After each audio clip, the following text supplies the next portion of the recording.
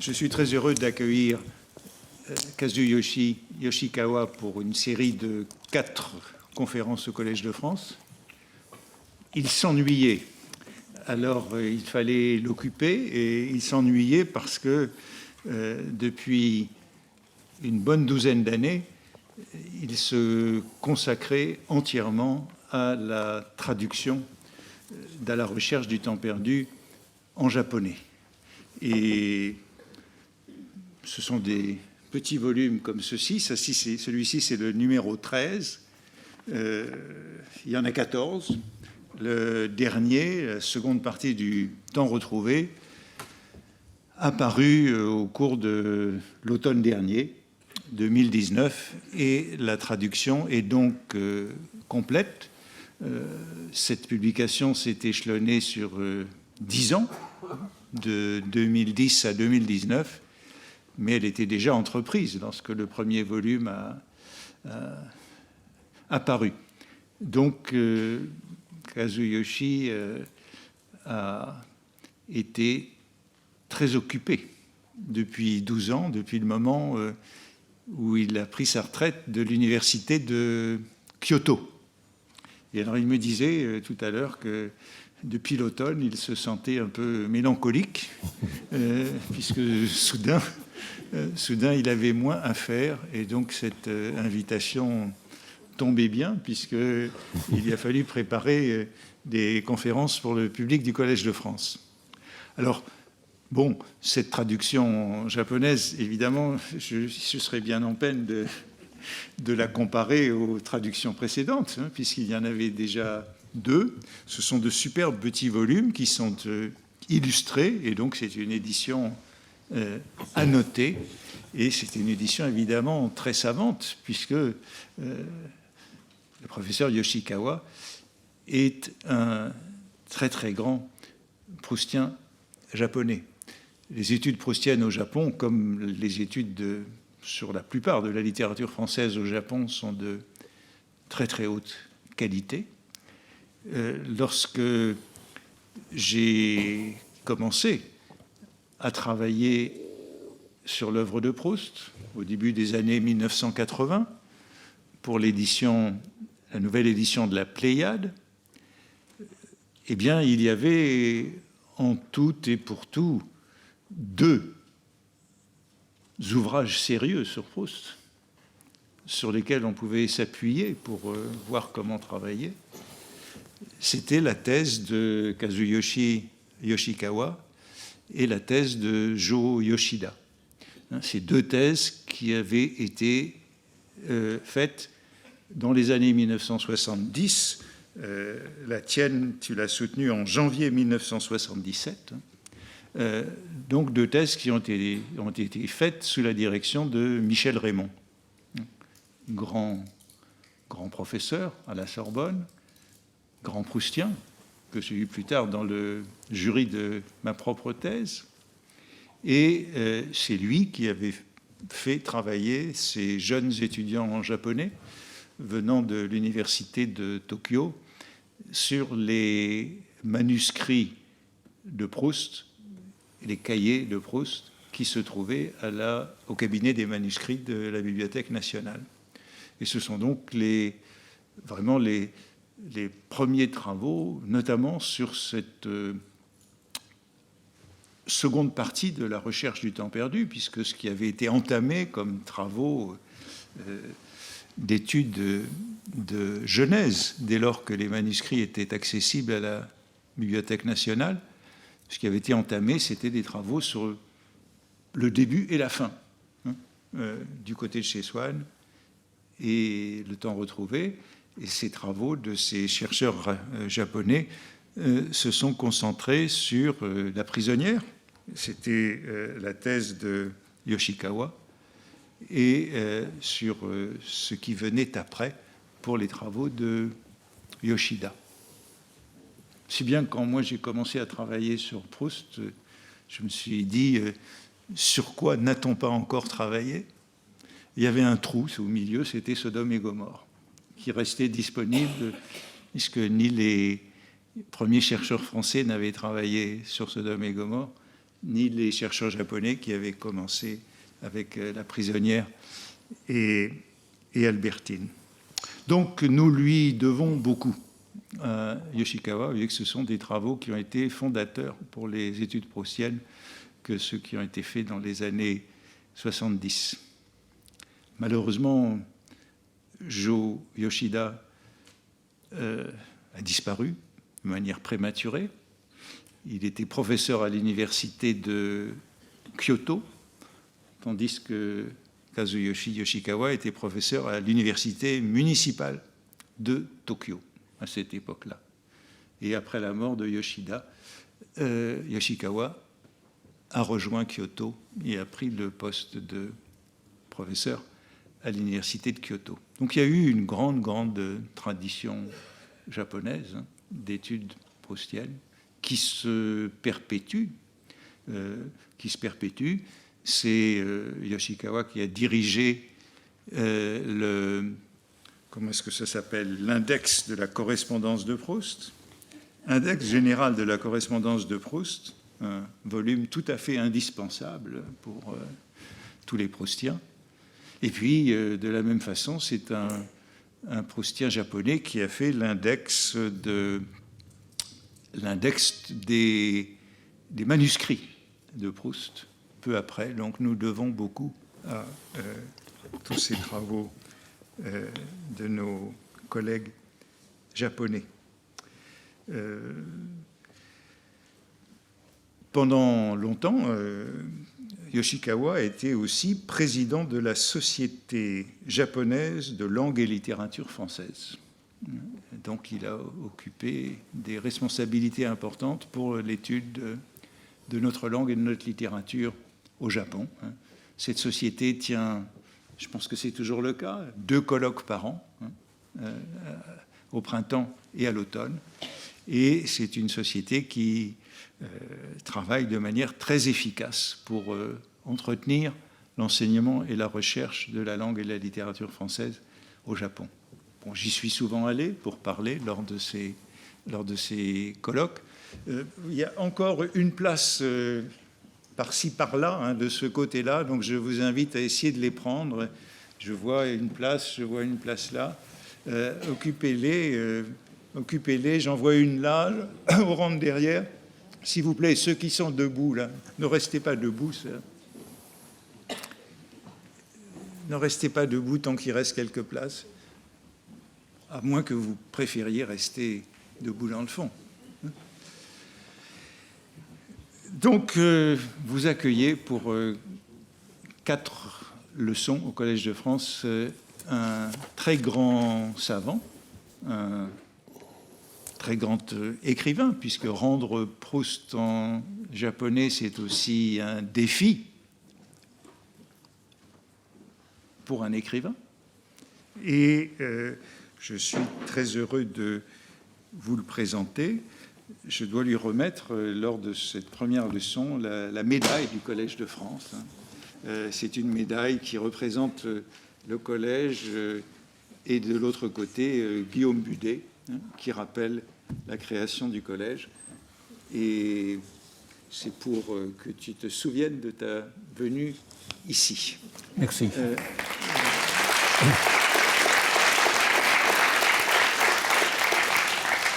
Je vais donc te laisser faire ta première leçon qui est intitulée « Comment traduire à la recherche du temps perdu ». Alors, nous n'avons pas décidé s'il y aura des questions. Je crois qu'il y aura plutôt des questions à la fin de la 4e leçon.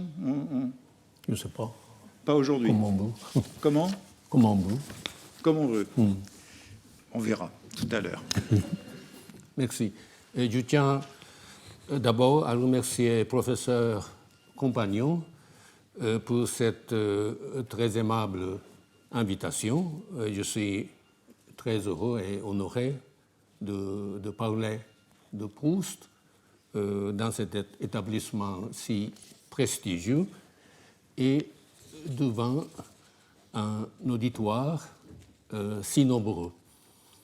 Donc le titre général de mes 4 interventions est traduire Proust pour le mieux comprendre mais je n'évoquerai ma propre traduction de Proust qu'aujourd'hui.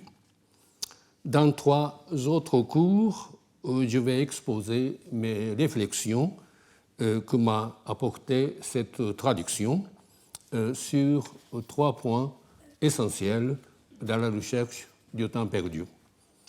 La mondanité chez Proust pour le lundi 16, la judaïté et l'homosexualité dans ce roman pour le lundi 23, et enfin son côté sadomasochiste que j'ai récemment découvert pour le lundi 30. Donc pour aujourd'hui, comment traduire à la recherche du temps perdu.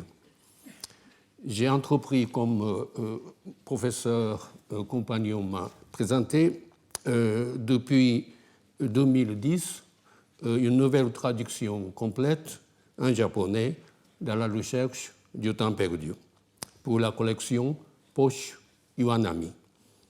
Cette édition comporte 14 volumes, dont le dernier a paru en novembre 2019, avec un index général procuré par Keiichi Tsumori. Les traductions japonaises de Proust ont déjà presque 100 ans d'histoire. Le point de départ en remonte à l'année 1923, quand la revue Meijo publia un extrait de La prisonnière sous le titre « Là, le garder dormir ».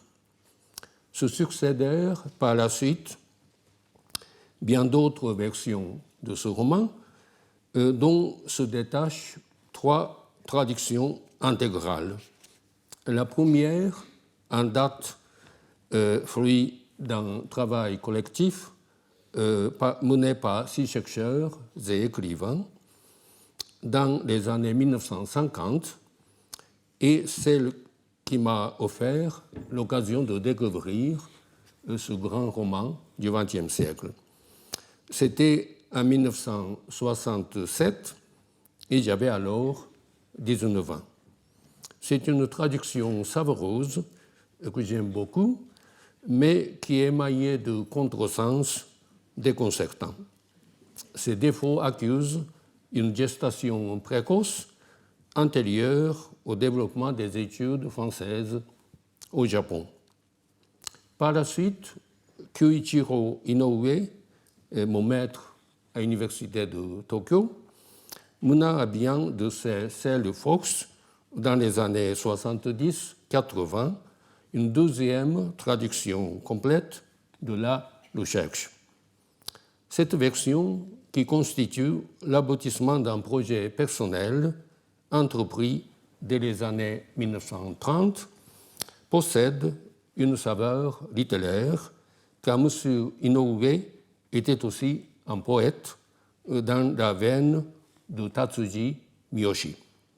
À ce double titre, on lui doit aussi une excellente traduction des poésies de Ronsard dans cette même collection Poche Iwanami.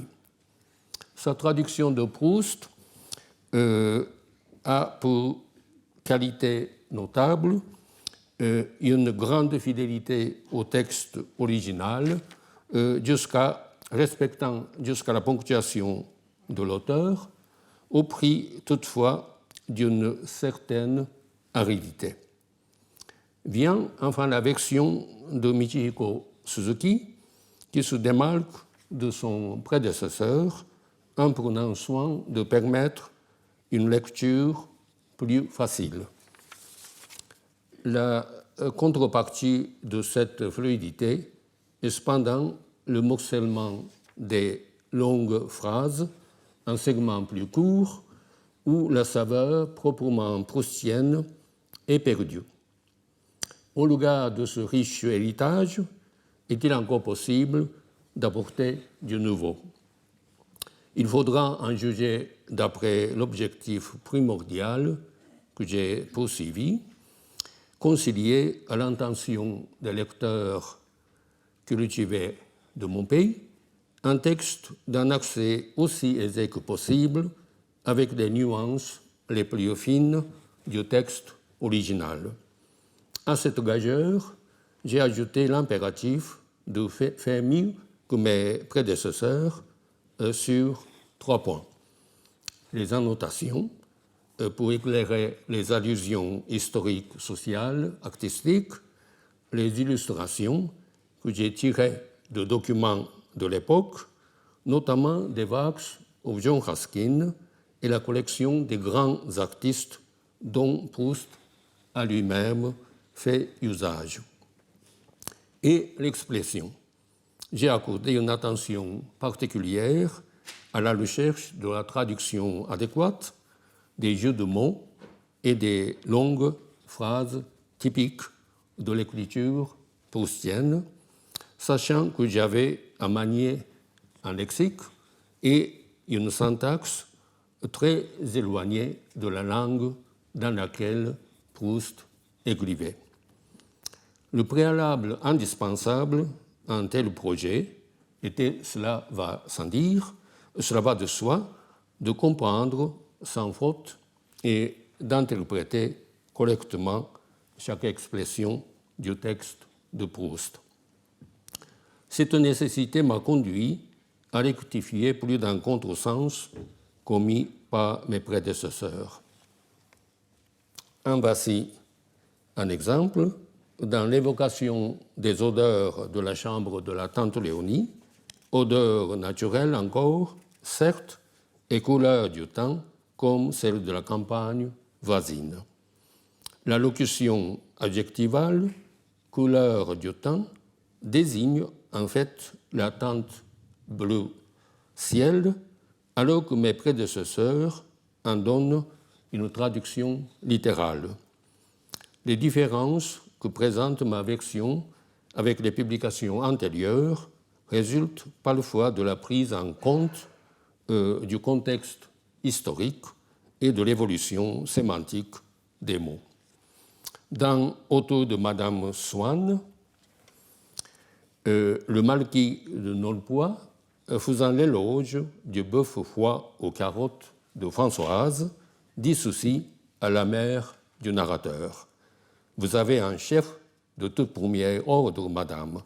Voilà ce qu'on ne peut obtenir au cabaret, je dis dans les meilleurs. » Kyuichiro Inoue transcrit le mot cabaret en katakana, c'est-à-dire transcription phonétique, et Michihiko Suzuki le traduit sous la même forme par Night Club. Oh, le mot avait un sens tout différent à l'époque, comme en atteste le premier volume du Larousse du XXe siècle, publié en 1928. Aujourd'hui, le mot cabaret a un sens plus large, même parfois celui de restaurant élégant à la mode. Cette définition restitue à l'appréciation élogieuse de Nolpois une logique mise à mal par les traductions antérieures. Les usages de l'époque s'avèrent généralement d'un grand secours pour établir des sens oubliés ou tombés en désuétude. Examinons à cet égard l'accès du chef d'orchestre que le narrateur convoque dans une comparaison à propos de Saint-Loup à Doncières. Quand je parlais, l'approbation des autres semblait encore de trop à Saint-Loup. Il exigeait le silence et, comme un chef d'orchestre, interrompt ses musiciens en frappant avec son archet parce que quelqu'un a fait du bruit. Il réprimanda le perturbateur. « Gibelgue, dit-il, il faut vous taire quand on parle. Vous direz ça après. Allez, continuez, me dit-il. » Comme les chefs d'orchestre de nos jours sont munis d'une baguette, les traducteurs japonais successifs ont traduit en frappant avec son archet par la formule takto tataite, qui veut dire en frappant avec sa baguette. J'ai pris le parti, quant à moi, de traduire archer littéralement par le terme qui désigne spécifiquement cet objet, yumi. Et j'ai ajouté une note explicative sur la pratique de l'époque. Chef d'orchestre devient un métier indépendant vers la fin du XIXe siècle, avec l'apparition des grandes symphonies. Auparavant, la fonction était assumée par le claveciniste ou le premier violon. Ce dernier se servait de son archet pour diriger les musiciens, d'où l'appellation maître de concert. Plus tard, l'archet sera remplacé par une baguette. Ces quelques exemples illustrent la méthode à laquelle je me suis astreint de débrouiller les difficultés du texte de Proust à l'aide des documents de l'époque, dans la mesure du possible, de déduire mes choix de traduction d'après leurs indications. Pour élucider les allusions encyclopédiques qui parsèment la recherche, j'ai eu souvent recours à des dictionnaires contemporains dont j'ai à l'occasion tiré des notices explicatives assorties d'illustrations. Le Larousse du XXe siècle, en particulier, m'en a fourni un certain nombre. Ainsi, au détour d'un passage où il est question d'un réveil après un sommeil profond, se lit une curieuse comparaison qui évoque une interruption momentanée des fonctions vitales, comme une mort dont on reviendrait. On appelle cela un sommeil de plomb. Il semble qu'on soit devenu soi-même pendant quelques instants après qu'un tel sommeil a cessé, un simple bonhomme de plomb. On n'est plus personne. Comment alors, cherchant sans penser, sa personnalité comme on cherche un objet perdu, finit-on par retrouver son propre moi plutôt que tout autre? Qu'est-ce qui nous guide quand il y a eu vraiment interruption, il y a eu vraiment mort, comme quand le cœur a cessé de battre et que les tractions rythmées de la langue nous raniment? Oh, cette vision paradoxale renvoie à une méthode de sauvetage des noyés dont j'ai trouvé la description dans le Larousse du XXe siècle, accompagnée d'une illustration.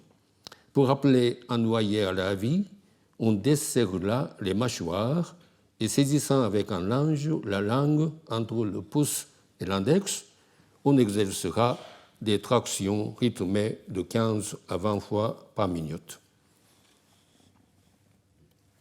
Et voici l'illustration de ma traduction.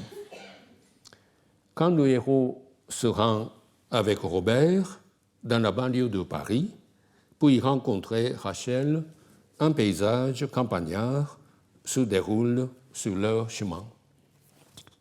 C'était un village ancien avec sa vieille mairie cuite et dorée devant laquelle, en guise de mât de cocagne et d'oriflamme, 3 grands poiriers étaient, comme pour une fête civique et locale, galamment pavoisés de satin blanc. Pour ce mât de cocagne, c'est à nouveau du Larousse du XXe siècle que j'ai extrait une image ainsi expliquée. Au mât enduit d'une matière glissante, savon suif, au sommet duquel sont attachés des objets que des concurrents s'efforcent d'atteindre un grand pas. Et voici une illustration tirée toujours du Larousse du XXe siècle. On ne sera pas surpris que le lexique hippique, très spécialisé, soit devenu très peu familier aux lecteurs d'aujourd'hui.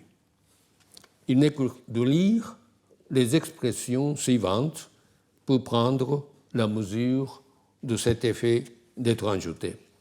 Un coupé qui passe dans la rue avec ses chevaux fleuris de rose au frontail, ou encore une voiture attelée de 2 chevaux qui ont aux œillères un œillet rouge.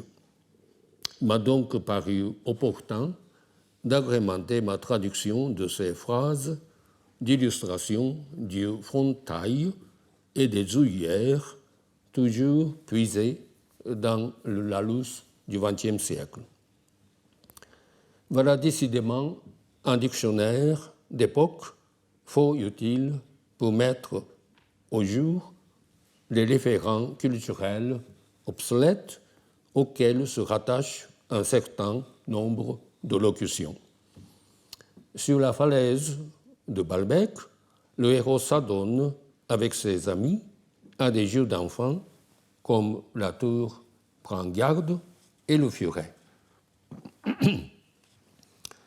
Nos provisions épuisées, nous jouions à des jeux qui jusque-là me parurent ennuyeux, quelquefois aussi enfantins que la tour prend garde, ou à qui rira le premier, mais auquel je n'aurais plus renoncé pour un empire. Pour la tour prend garde, ma note explicative s'appuie sur une partition de la chanson et se fonde encore sur la Larousse du XXe siècle. Jeu qui consiste à détruire la tour que forment les 2 enfants se tenant les mains en chantant la tour « Prends garde de te laisser abattre ». Après plusieurs essais, l'enfant qui joue le duc de Bourbon cherche à pénétrer dans la tour en forçant ceux qui le présentent à séparer leurs bras. S'il ne réussit pas un autre essai, et celui qui y parvient est proclamé duc à sa place. La tour symbolise le trône de France. Voici la note et l'illustration de ma traduction. En ce qui concerne le furet, les paroles de la chanson m'ont aussi fourni la trame de ma présentation des règles à l'intention du lecteur japonais. Ancien jeu, très en faveur à la cour de Marguerite de Navarre et de Louis XIV. Assis en rond, les joueurs tiennent dans les mains une corde sans fin sur laquelle ils font courir, en le crachant, un anneau dit le furet. En chantant, il court le furet. Le joueur placé au milieu du cercle doit deviner dans quelle main il se trouve. Et voici l'illustration de ma traduction. Il est souvent difficile aux lecteurs contemporains de se représenter d'anciens usages qui étaient pourtant ancrés dans l'univers quotidien il y a plus d'un siècle, à l'époque où se situe l'intrigue du roman. Prenons la correspondance des tramways, évoquée dans un propos de Charlus à Jupien. Pour ne pas perdre sa piste, je saute comme un petit professeur, comme un jeune et beau médecin, dans le même tramway que la petite personne, dont nous ne parlons au féminin que pour suivre la règle. Si elle change de tramway, je prends avec peut-être les microbes de la peste, la chose incroyable appelée correspondance. Un numéro, et qui bien qu'on le mette à moi, n'est pas toujours le numéro 1. Je change ainsi jusqu'à 3-4 fois de voiture. Pour la clarté de ce passage, la notice explicative suivante m'a paru s'imposer. Les tramways parisiens, attraction animale ou à vapeur, disposaient déjà de 22 lignes en 1873 et ils sont électrifiés un quart de siècle plus tard, en 1889, alors que leur nombre s'est accru. C'est l'époque à laquelle se déroule l'histoire de Sodome et Gomorrhe. Le guide de Bédécar, Paris et ses environs, de 1904, en détaille ainsi le mode d'emploi pour les usagers. On demande une correspondance, en payant sa place, il faut avoir soin de descendre au bureau où a lieu la correspondance, que le conducteur vous indique sur votre demande. Entrez alors au bureau et demandez encore un numéro. Par sa conduite insolite, le baron de Charlius suscite bien des rumeurs, grossies par les anecdotes que rapportent les petites gens eux-mêmes. Ainsi en va-t-il du maître d'hôtel du protagoniste.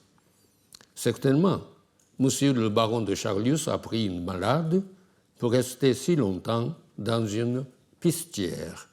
Voilà ce que c'est que d'être un vieux coureur de femmes. Il en a les pantalons. Ce matin, madame m'a envoyé faire une course à nuit. À la pistière de la rue de Bourgogne, j'ai vu entrer monsieur le baron de Charlius. En revenant de nuit, bien 1 heure après, j'ai vu ses pantalons jaunes dans la même pistière, à la même place, au milieu, où il se met toujours pour qu'on ne le voie pas. La mise en relief des incollections de langage ou des contre-vérités qui émaillent les propos de divers personnages sert probablement une thèse philosophique générale de la difficulté à connaître la vérité sur autrui. Cette parole du maître d'hôtel en est un bon exemple. Son erreur sur la prononciation du mot pissotière va de pair avec une méprise plus sérieuse qui le porte à croire que Charlius est un vieux coureur de femmes et qu'il se met au milieu dans la pissotière pour qu'on ne le voie pas. Afin de montrer ses toilettes publiques, j'ai jugé utile, dans ma traduction, de permettre au lecteur de se faire une image de ces pissotières de 6 places, 3 places à chaque côté, qui étaient en usage à l'époque. La note que j'ai insérée est accompagnée d'une illustration tirée d'un ouvrage documentaire des Vespasiennes de Paris et d'une explication puisée à la même source. Ce type de pissotière était, je cite, un modèle favori des homosexuels qui, pour des raisons anti-nature, pour faire chapelle, briguent la place du milieu. Outre les notes que j'ai insérées de ma propre initiative, j'ai aussi été confronté à maintes reprises à la nécessité de corriger celles qui figuraient dans les éditions antérieures. Ainsi, à Doncières, sans doute après le discours militaire qu'il tient au protagoniste, invoque la caution d'une autorité scientifique prestigieuse. Mais rappelle-toi, le grand mathématicien Poincaré, il n'est pas sûr que les mathématiques soient rigoureusement exactes. Les éditeurs de l'édition de la Pléiade précisent dans leurs notes sur ce passage que Poincaré n'a jamais prétendu que les mathématiques ne fussent pas rigoureusement exactes. Or, la question doit être reliée aux références fréquentes à la monadologie de Leibniz que comporte la recherche. Proust a probablement utilisé l'édition publiée à la fin du XIXe siècle par Émile Boutroux, son maître de philosophie à la Sorbonne, avec en annexe un article de Poincaré, note sur les principes de la mécanique dans Descartes et dans Leibniz. Et ce texte contient cette phrase, connue sans doute de Proust, « La réduction mathématique ne nous donnera jamais que le possible et non le réel. » C'est là que réside la source la plus vraisemblable de la section traitée à Saint-Loup. Chemin faisant, l'attention à l'exactitude de la lettre du texte qu'implique le travail de traduction m'a parfois conduit à le voir l'établissement du texte même de Proust par ses éditeurs successifs. Voici un exemple d'une collection que ma traduction m'a permis d'apporter aux éditions antérieures. Il s'agit de la césure entre Albertine disparu et le temps de trouver. Proust n'a laissé aucune indication à ce sujet, son décès en 1922 ayant interrompu avant terme son ultime travail de mise au net. Pour ma part, j'ai décidé de reverser dans le temps de trouver l'intégralité du séjour à Tansonville. On observe en effet dans la recherche la corrélation suivante. Lorsque le héros change de lieu de séjour, l'écrivain fait systématiquement coïncider ce déplacement avec un changement de volume, de partie ou de chapitre. Cette règle est vérifiée par la transition entre À l'ombre des jeunes filles en fleurs, Balbec, et le côté de Guermantes, Paris, et par celle de Sodome et Gomorrhe d'où, Balbec, la Rasplière, à la prisonnière, Paris.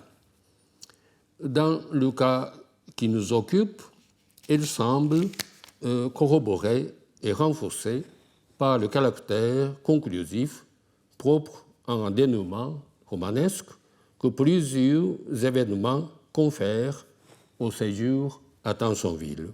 Ainsi, la révélation par Gilberte de la contiguïté inattendue du côté de Méséglise et du côté de Guermantes.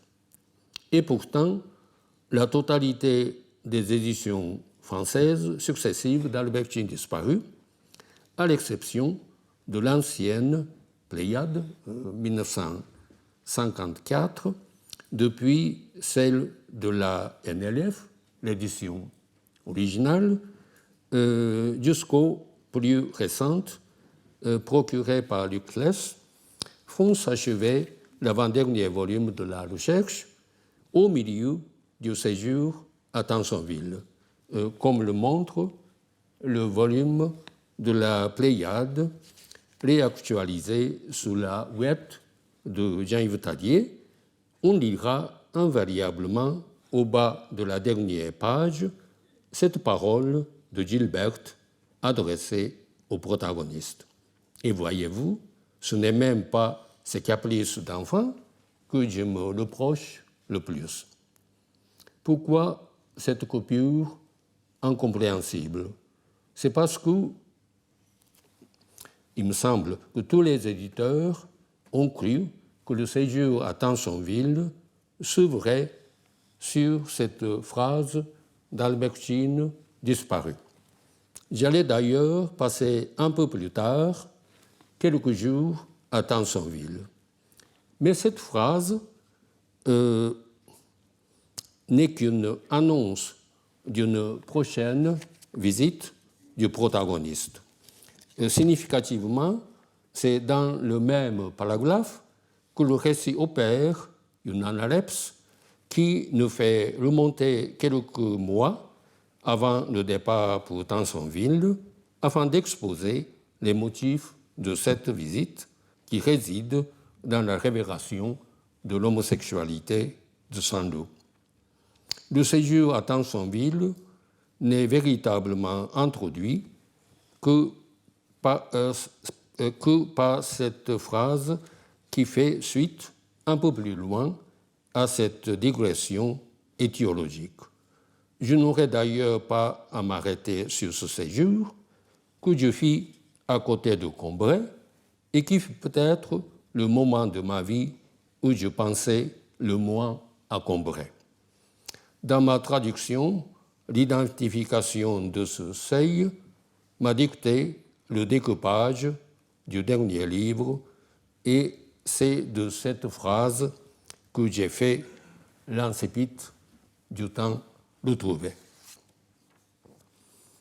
En vertu de ce principe de faire appel à des documents de l'époque, j'ai reproduit une large choix d'illustrations publiées dans The Works of John Ruskin et dans la collection des grands artistes chez Lawrence, deux références majeures auxquelles Proust vouait une particulière prédilection.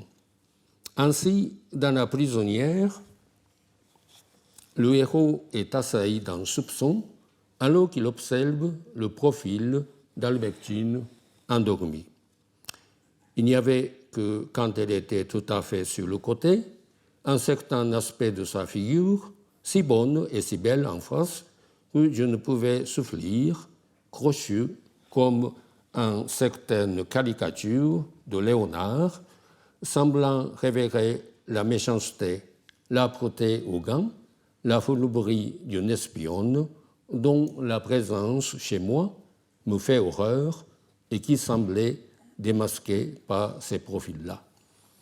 J'ai pu établir que les caricatures dont il est question ici renvoient à un dessin de Léonard appartenant à la bibliothèque de Windsor que Gabriel de Séaille a fait reproduire sous ce titre exact, Caricature, dans sa monographie pour la collection des grands artistes chez Lawrence.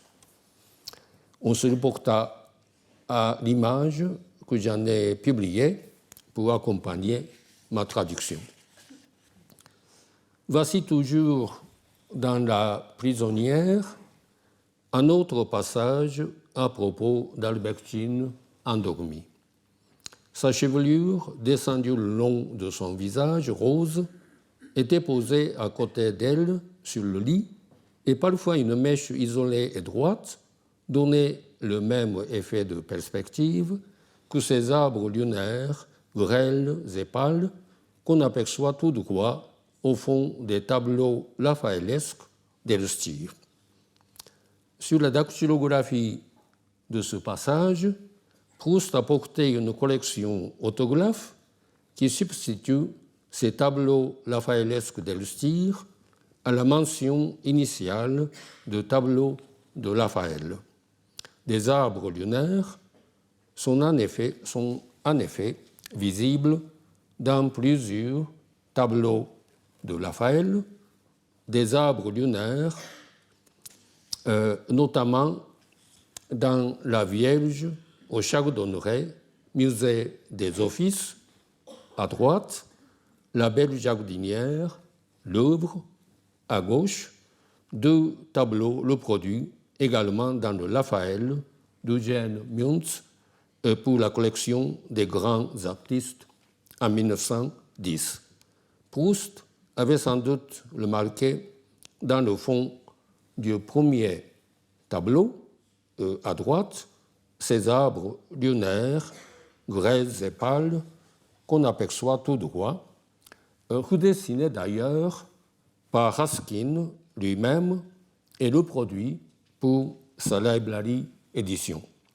On pourra retrouver ces trois documents dans ma traduction et vous avez le dessin de Ruskin en bas à droite.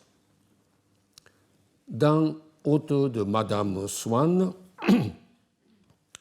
le narrateur évoque le jardin d'hiver qui ne se voit plus que dans les héliogravures des livres d'étrennes de P.J. Stahl, autre cadeau de jour de l'an offert à Mademoiselle Lily, l'héroïne de l'ouvrage.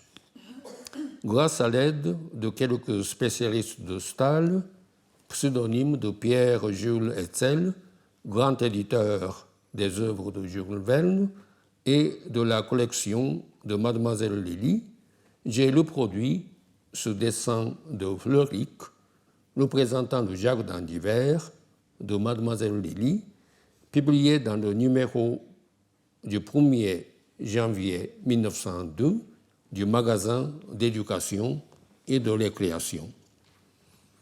Les gens du monde des Pampas Proust expriment en matière picturale des goûts tout à fait opposés à ceux du narrateur, dont la passion se porte sur le peintre impressionniste Elstir, personnage inventé par Proust. Pour ce qui les concerne, leur inclination va plutôt à des artistes bien réels, en vogue à l'époque, mais complètement oubliés de nos jours. Le diplomate Nolpois, par exemple, se moque du narrateur lorsque celui-ci se fait le héros passionné d'une botte de radis peinte par Elstir. Ça n'a même pas la prétention d'être un tableau, mais une simple esquisse. Si vous appelez chef-d'œuvre cette vive pochade, que direz-vous de la Vierge d'Hébert ou de Dagnan Bouvray? Ernest Hébert, malgré l'existence du musée national qui porte son nom et qui abrite ses œuvres, installé rue du Cherche-Midi, Paris 6e, est un peintre peu connu aujourd'hui. Proust lui avait été présenté dans le salon de Madeleine le maire. Nolpois évoque ici la Vierge de la Délivrance avant d'être sélectionnée pour l'exposition universelle de 1889. Ce tableau était destiné originellement à l'église de la Tronche, en hommage du peintre à sa ville natale, préservée de l'invasion des Prussiens. On ne connaît guère non plus Pascal Dagnan Bouvray, élève de Jérôme et de Corot, qui peignit avec un réalisme florent la photographie des scènes de la vie quotidienne des petites gens ou de cérémonies traditionnelles de la Bretagne, des tableaux religieux et des portraits. Le tableau évoqué par Nolpois représente la Vierge au rabot, par allusion à Jésus, le fils du charpentier. Il fut exposé au salon de 1885. Je l'ai le produit dans ma traduction d'après la gravure qu'en publia la revue France Illustrée à la date du 12 septembre de cette année-là. Lors de la conversation littéraire qu'il a avec Albertine dans La prisonnière, le protagoniste évoque deux portraits qui forment une sorte de chiasme. Celui de Laclos, honnête homme, qui était pourtant l'auteur des pernicieuses liaisons dangereuses, fait pendant à celui de Madame Genlis, femme duplice et perverse, qui a néanmoins publié plusieurs livres sur l'éducation des enfants. Si je viens avec vous à Versailles, comme nous avons convenu, je vous montrerai le portrait de l'honnête homme par excellence, du meilleur des maris, Coderlos de Laclos, qui a écrit le plus effroyablement pervers des livres, et juste en face de celui de Madame Genlis, qui écrivit des contes moraux et ne se contenta pas de tromper la duchesse d'Orléans, mais la supplicia en détournant d'elle ses enfants. J'ai fait à ce sujet une découverte qui n'est pas mentionnée dans les éditions antérieures du roman.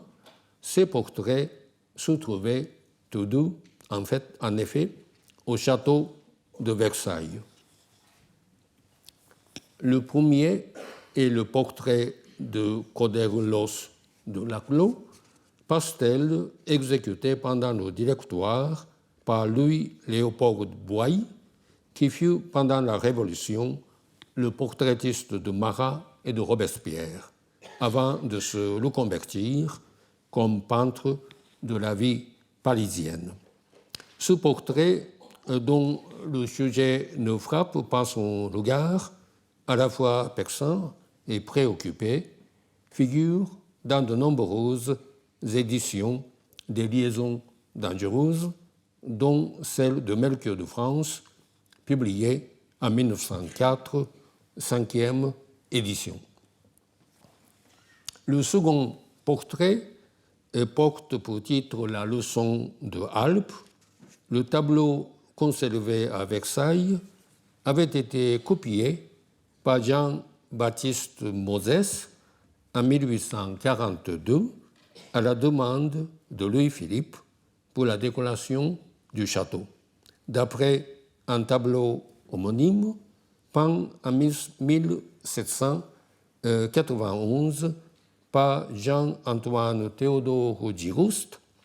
Il est conservé actuellement au Dallas Museum des États-Unis. Madame de Genlis, dame d'honneur de Marie-Adélaïde de Bourbon, duchesse de Chartres et future duchesse d'Orléans, s'était vue confier l'éducation du fils aîné du duc de Chartres, le futur Louis-Philippe, de sa fille Adélaïde, au milieu du tableau, et de sa fille adoptive Pamela à droite.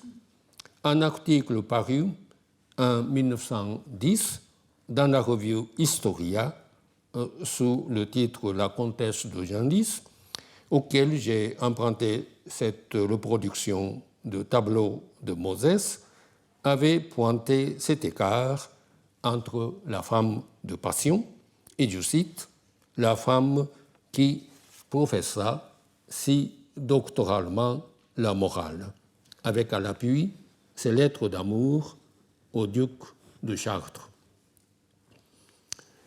Mais le problème le plus délicat de la traduction dans la recherche du temps perdu réside moins dans cette recherche des références auxquelles renvoient des allusions historiques et artistiques, parfois implicites, que dans la difficulté de transférer, sans rien perdre de leur rythme et de leur nuance, les langages si divers et si particuliers des personnages.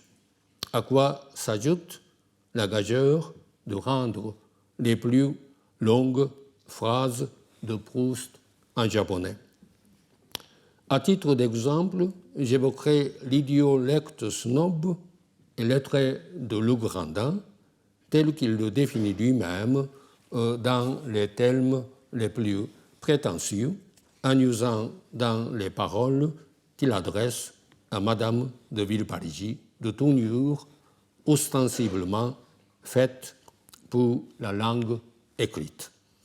Quelque chose que j'appellerais de deux termes contradictoires, la rapidité lapidaire et l'instantané immortel. J'ai essayé de donner à la traduction japonaise de ce passage une allure littéraire très concise.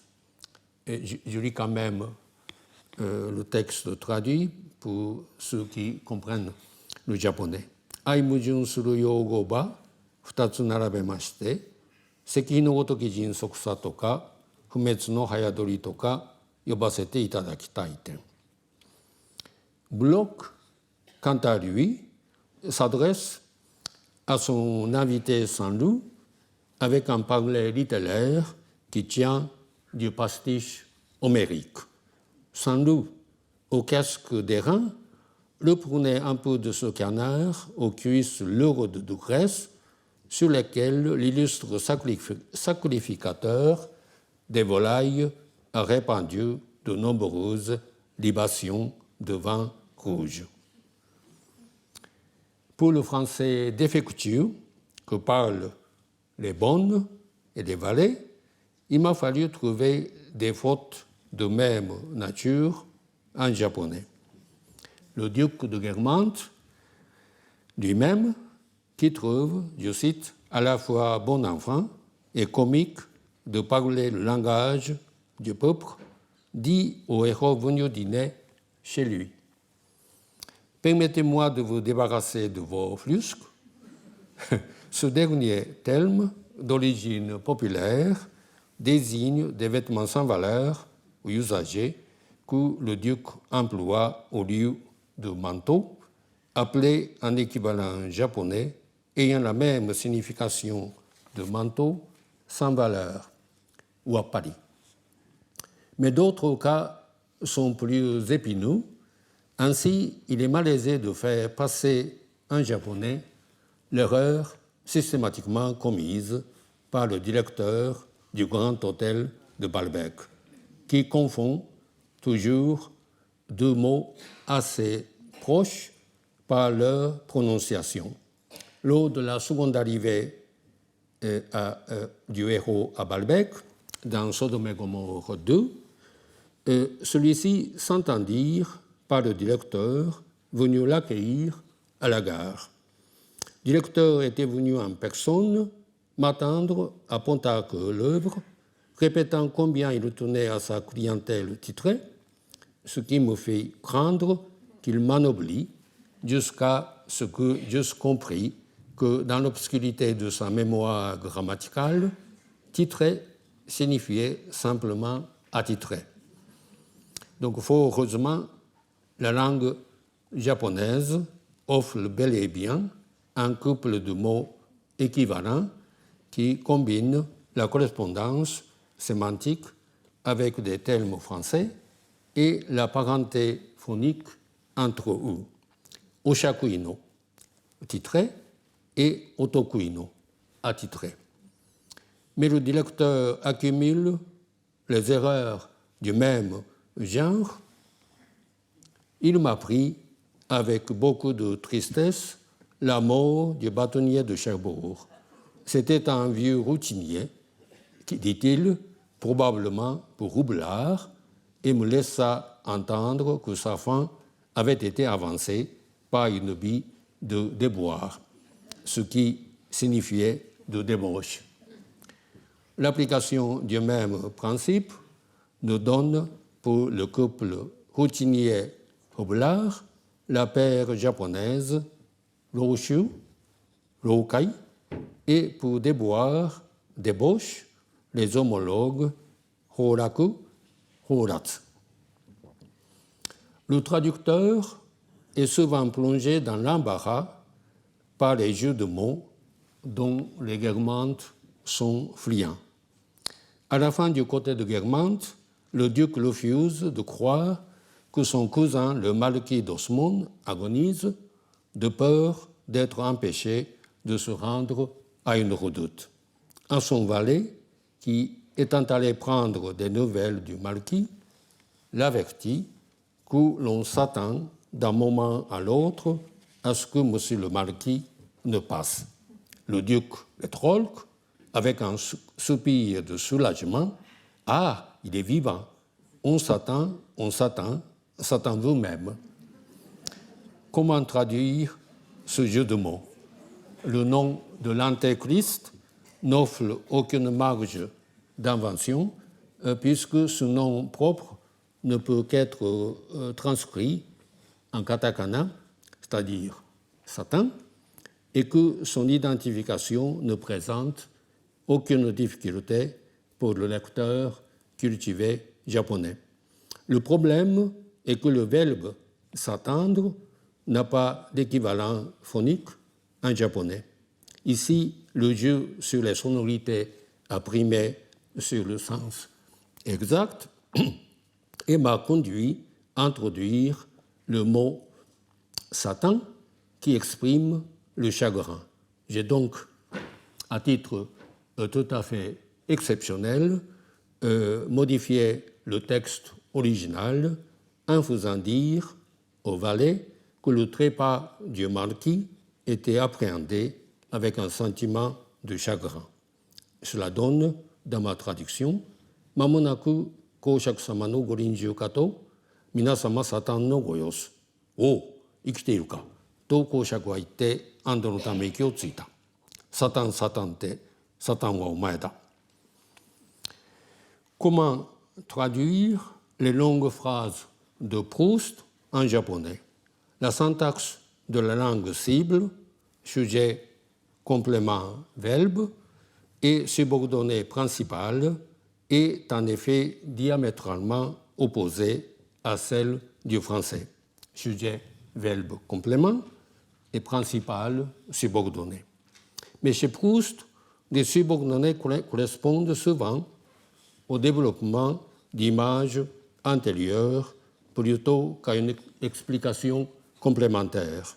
Si l'on traduit d'abord la principale et le verbe, et ensuite la subordonnée et le complément, en respectant l'ordre de leur apparition dans le texte original, on peut éviter un artifice de traduction qu'on observe souvent dans les classes de français au Japon. S'il convient en effet d'éviter de reproduire la syntaxe du japonais en plaçant la subordonnée et le complément avant la principale et le verbe, c'est parce qu'il importe avant tout de préserver l'enchaînement des images voulues par Proust, quitte à couper parfois en son milieu une longue phrase du texte original. Mais il faut bien entendu admettre que cette solution de principe souffle certaines exceptions, étant donné qu'il est impossible de produire une traduction japonaise dont l'ordre des mots soit parfaitement identique à celui du français. Parmi tant de cas auxquels j'ai appliqué cette méthode, je pourrais en donner comme illustration la description du clocher de Saint-Hilaire à partir de points de vue différents dans la ville de Combray, longue de 19 lignes, ou encore l'énumération en 22 lignes des mets qui composent le menu de déjeuner. Je m'en tiendrai aujourd'hui au clocher de Saint-Hilaire. Voici le texte de Proust. Qu'on le vit à 5 heures, quand on allait chercher les lettres à la poste, à quelques maisons de soie, à gauche, surélevant brusquement d'une cime isolée la ligne de fête des Trois, que si au contraire, on voulait entrer demander des nouvelles de Madame Sazera, on suivit des yeux cette ligne redevenue basse après la descente de son autre versant, en sachant qu'il faudrait tourner à la deuxième rue après le crochet, soit qu'encore, poussant plus loin, si l'on allait à la gare, on le vit obliquement, montrant de profil des arêtes et des surfaces nouvelles, comme un solide surpris à un moment inconnu de sa révolution. Et je ne lis pas le texte japonais, mais vous voyez que la phrase continue sans interruption, même dans le texte traduit.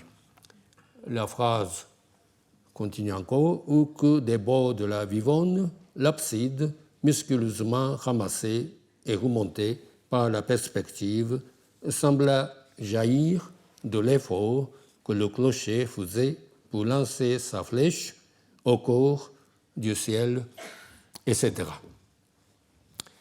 Je n'ai pourtant pas été en mesure d'appliquer cette méthode à toutes les longues phrases de Proust dont une traduction trop fidèle risquerait d'altérer la lisibilité. Néanmoins, découper ces phrases à une série de phrases courtes serait un acte sacrilège, attentoire au style propre à l'écrivain, à cette idiosyncrasie de son écriture qu'il faut comprendre en profondeur comme une façon originale de voir le monde autrement. Après maintes hésitations et diverses tentatives, j'ai finalement pris le parti de respecter autant que possible l'ordre d'apparition des mots dans chaque phrase longue.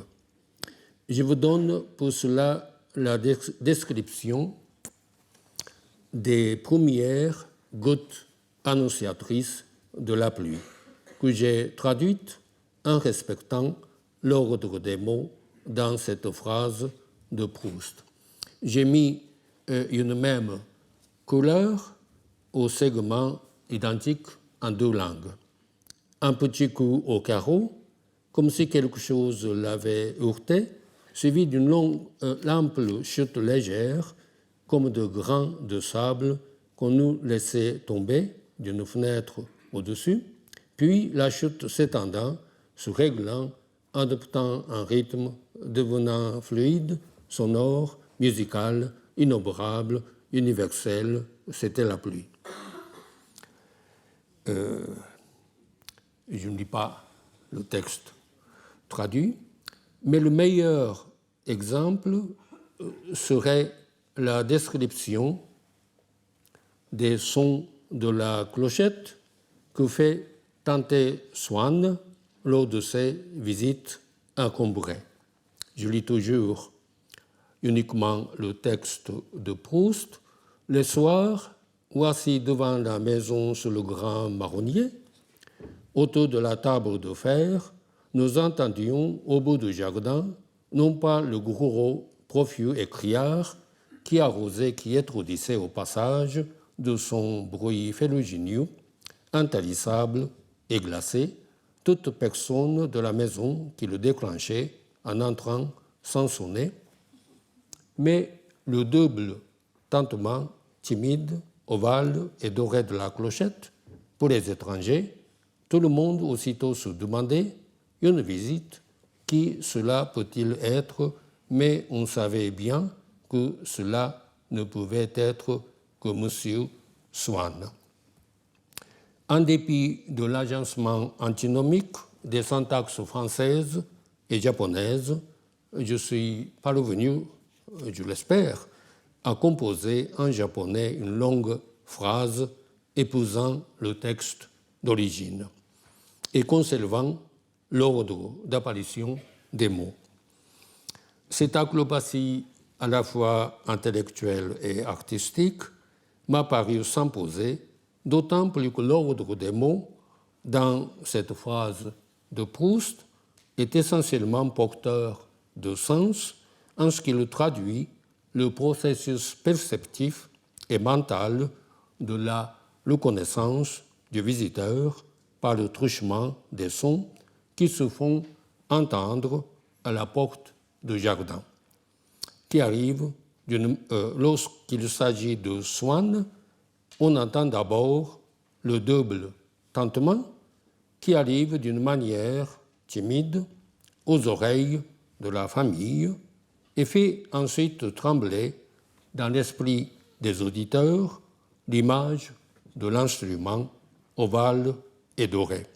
C'est ce mécanisme inductif qui permet aux membres de la famille de reconnaître la clochette pour les étrangers et d'imputer la manifestation à M.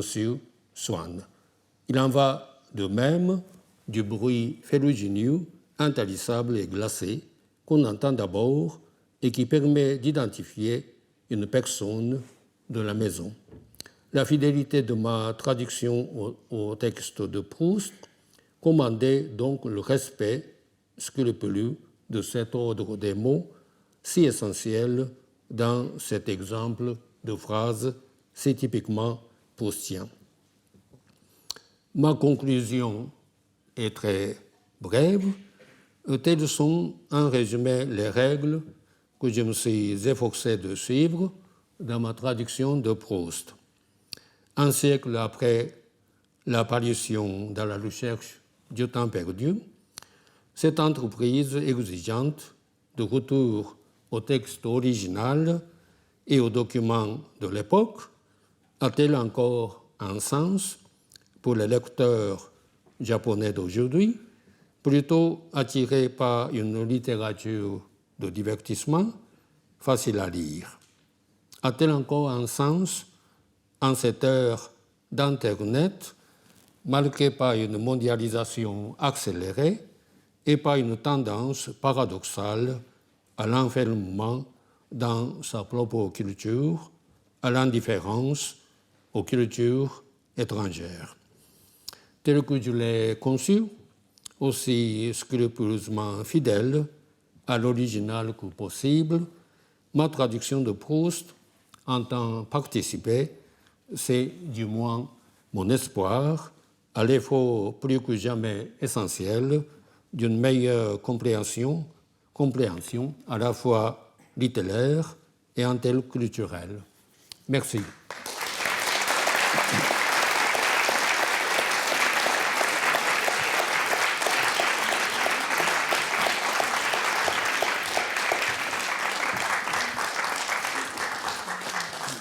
Bien, merci de nous avoir fait pénétrer dans l'atelier de cette traduction. Alors je vois que nous allons avoir des corrections à faire dans nos éditions de Proust, puisque tu as corrigé un certain nombre de nos notes ou de nos lectures. J'espère. Mais il faudra que nous lisions en japonais alors tous ces volumes pour voir ce que nous devons corriger dans nos futures éditions. Bon, j'espère que tu nous aideras. En tout cas, vous avez vu comme c'est une très grosse entreprise que celle-là. Je crois qu'on va plutôt, étant donné l'heure, reporter les questions aux prochaines séances, hein, et te remercier. Donc la prochaine fois, c'est sur la mondanité et la modernité, hein, dans la recherche du temps perdu à partir de cette traduction. Et merci encore, cette première leçon. Non, c'est moi qui vous remercie.